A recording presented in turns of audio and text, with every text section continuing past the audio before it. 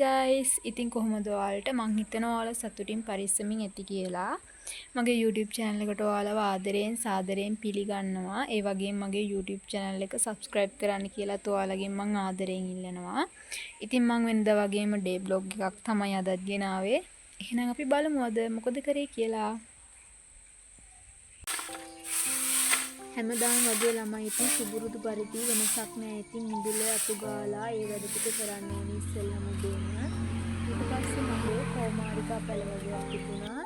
ඒ වගේ එකම පෝච්චිය ගොඩක් හැදිලා ලොකු වෙලා එකම පෝච්චිය තියන්න බෑනේ දැන්. ඒ නිසා මම වෙනම පෝච්චියකට ඒ ටික ඉඳව ගස් දැන් තියෙන්නේ කැමටයි. එහෙනම් අපි යමු කණ්ඩ.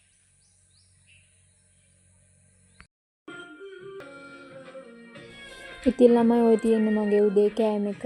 අපේ ගෙදර සින්දු වගේකුත් දාලා තිබුණා. ඉතින් මම ඒවත් අහගෙන බත් කෑවා.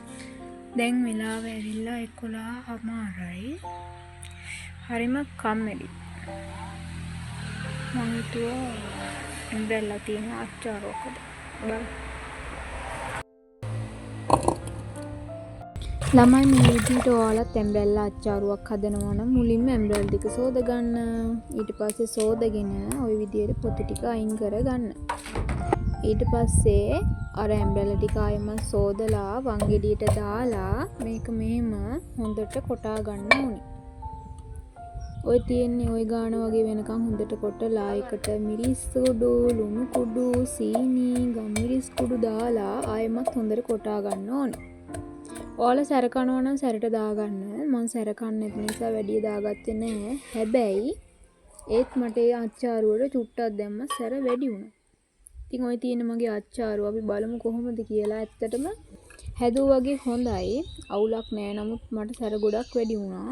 නිසා ටිකක් අමාරු වුණා. හැබැයි අම්මා සැරයි කියලා අතෑරියේ නැහැ. ඔක්කොම කාලා දැම්මා මම.